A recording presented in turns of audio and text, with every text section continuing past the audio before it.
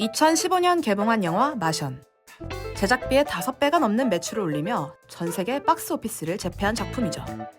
골든글로브 2관왕으로 흥행성뿐 아니라 작품성까지 인정받은 이 작품의 원작이 웹소설이었다는 사실 알고 계셨나요?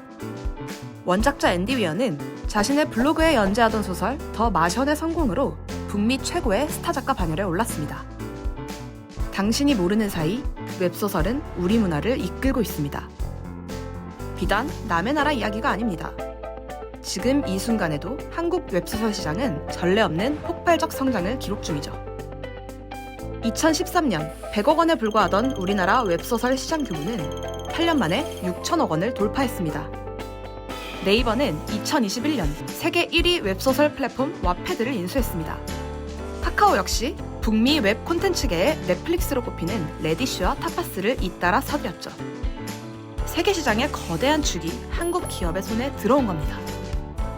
지난 10년간 우리나라 온라인에선 도대체 무슨 일이 벌어진 걸까요? 웹소설 시장의 성장세는 과연 어디까지 지속될 수 있을까요?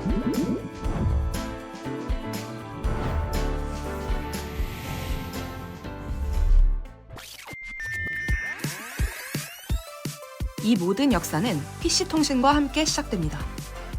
80년대 후반, 전화망을 통해 컴퓨터끼리 통신을 주고받을 수 있게 되면서 당시 한국의 얼리 어답터들은 PC통신의 동호회 게시판을 이용해 무협, SF, 판타지 소설을 연재하기 시작합니다. 왜 하필 장르 소설이었을까? 잠시 이들의 어린 시절로 돌아가 봅시다.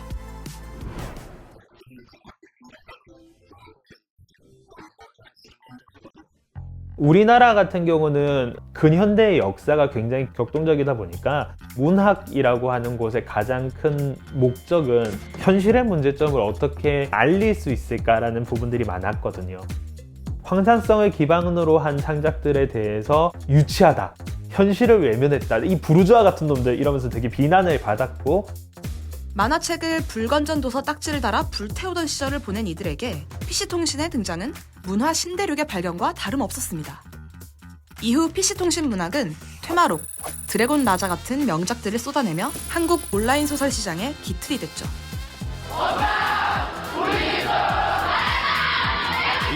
그리고 90년대 후반, 초고속 인터넷 시대가 열리며 일부 PC통신 이용자만이 향유하던 온라인 소설 문화의 진입 장벽이 낮아집니다. 특히 도서 대여점을 중심으로 대량 출간된 온라인 소설이 대중에게 소비되기 시작했죠. IF 직후에 반짝해서 한 27,000점까지 갔다고 해요. 신인 작가들이 소설을 쓰면은 27,000개 열리는 거예요.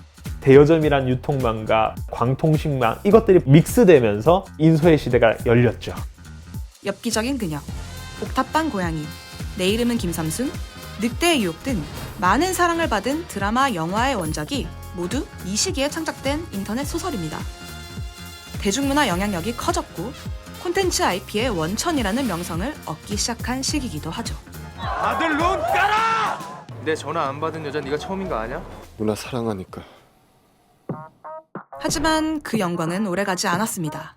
우후죽순 생겨났던 도서 대여점들이 문을 닫기 시작한 거죠. 팔로가 많이 막히는 그런 때였어요. 아무리 인기 작가더라도 인세가 굉장히 생활을 하기 힘들 정도까지 떨어지는 거죠. 찬란했던 인소의 시대가 저물고 우리가 아는 웹소설이 등장한 건 2010년대 초반.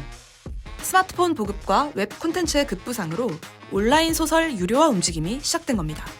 제가 이제 문피아를 2013년에 오픈하고서 편당 결제를 들고 나왔고 6개월 내에 망하지 않으면 손에 장을 지지겠다라는 얘기까지 할 정도로 반발이 극심했어요. 그때 저 치러갈 때 한 20억, 30억 정도 했던 곳이 있는데 거긴 정액제를 했거든요. 매출이 지금 거의 더블 이상은 나죠.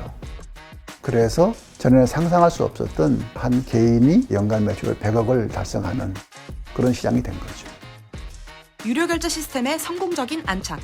거기에 네이버, 카카오 등 대형 포털이 뛰어들면서 결과적으로 웹소설 유료화는 시장의 양적, 질적 팽창을 불러왔습니다. 2013년에 움직였던 작가들 숫자가 한 3,800명? 지금은 약 7만이 넘어갑니다.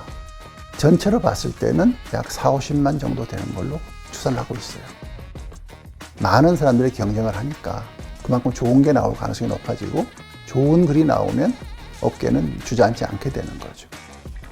인소에서 웹소설로의 변화는 온라인 소설을 문학의 한 갈래가 아닌 웹 콘텐츠 산업으로 재정의했습니다. 웹소설은 지금 대중이라고 하는 사람들이 느끼는 날 것 그대로의 본질적인 욕망들을 다루고 있는 경우가 많죠. 특히 지금 사회의 그 획일안이 제일 어필이 잘 되는 까닭은 전 세계 경제나 여러 가지 상황들이 급변하고 있기 때문일 거라고 생각이 들어요. 그렇기 때문에 내가 미래들을 알 수 있으면 좋겠다는 욕망 자체가 굉장히 커져 있고, 그것이 회귀빙의 환생이라는 세 가지의 키워드랑 잘 맞물릴 수 있었던 거죠. 소비자의 욕망을 충족시켜주는 자본주의의 문법을 그대로 담은 산업. 현실 세계의 욕망을 투영하고 해소해주기에 독자들은 웹소설에 기꺼이 지갑을 여는 것인지도 모릅니다. 웹소설이야말로 지금 우리가 어떻게 살아가고 있는가에 대한 진솔한 이야기들을 끊임없이 드러내고 있는 최첨단의 매체가 아닐까라는 생각을 합니다. 웹소설의 또 다른 특징은 독자와 작가의 벽이 낮다는 겁니다. 독자와 작가 간 양방향 커뮤니케이션이 오가고 오늘의 독자가 내일의 작가가 될 수 있죠. 투잡 작가도 엄청나게 늘었는데 한산희가 작가 역시 의사 직업을 유지하며 스타 작가 반열에 오른 케이스입니다.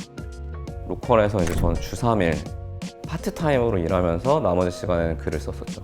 보통 이제 9시에 진료 시작이면은 8시까지 출근을 해서 그 전에 글을 쓰고 한 10분 정도 만에 먹고 나머지 시간에 쓰고, 너무 재밌어요. 그래서 좀 사람들이 약간 좀 미친 사람 같다 그래요. 제가 가끔 많이 쓸 때 막 6개씩 쓰고 그러는데 적당히 하라고.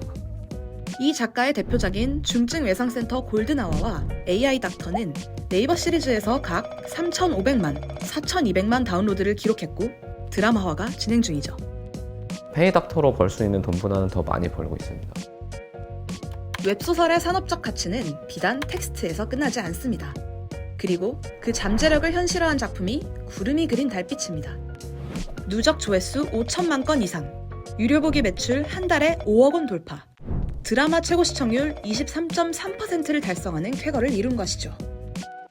웹소설 기반의 2차적 사업 영역이 활발하게 시작하게 된 계기 자체가 윤희수 작가님의 구름이 그린 달빛이라고 생각을 해요.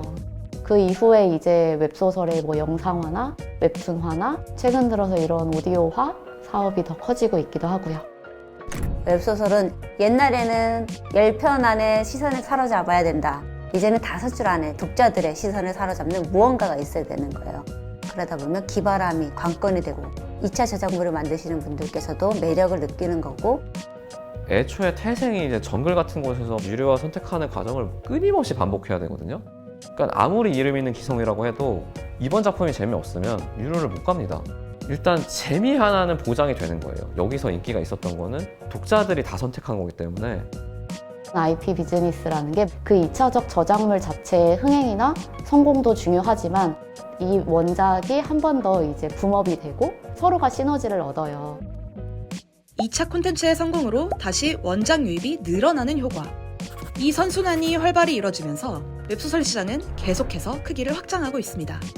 그 위상도 전과 달라졌죠.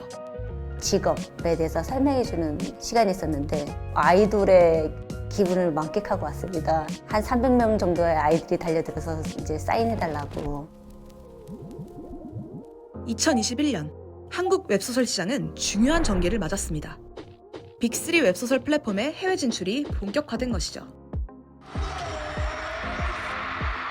K-팝, K-드라마 등등 해서 이제 전용 KK가 많이 붙어가잖아요. 우리나라 김치 같으면 냄새나 어쩌고 막 그랬던 게 지금은 김치를 못 사 먹어 난리라고 할 정도로 얘기가 되고 있는, 인식이 바뀌면 세상이 달라지거든요. 그렇게 인식을 바꿀 수 있는 부분들을 지금 준비하고 있고요. 우리나라의 이야기 특징, 또 능력, 작가들의 어떤 그런 감수성 이런 것들은 세계를 휩쓸 수 있다고 생각을 하고요. 한국 문화에 대한 세계의 관심이 높아진 지금, 한국 웹소설도 당당히 그 자리에 설 수 있을까? 그 가능성은 결국 맨파워에 달려 있습니다. 저는 낭비되는 시간을 거의 다 없애거든요. 항상 추리닝만 있습니다. 옷 고르는 시간을 없애고, 메뉴도 거의 똑같은 거만 먹어요. 안 쉬어요, 잘. 그냥 계속 씁니다. 작가들이 모여가지고 이제 송년회 밤을 하는데 여기서 안 걸린 사람 손 들어봐. 그러니까 3명이 손을 들더라고요. 그리고 여기 우울증 앓는 사람 다 이렇게. 그러면 사람들이 다 그래요. 너희들은 왜 그런데 글을 써? 이제 먹고 살만 하잖아. 왜 이렇게 밤에 잠도 못 자고 안달복달을 하면서 글을 쓰니? 라고 하면은 내가 글을 안 쓰면은 사는 이유가 없으니까.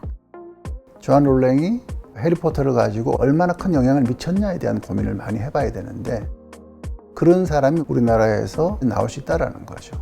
그거 나올 수 있게 만드는 게 우리가 해야 될 일이라고 생각을 합니다. 채널 물건. 이번 영상에선 웹소설에 대해 다뤄봤습니다. 물건 좋아요, 구독으로 내 주변 물건의 더 유용한 쓸모를 찾아보세요.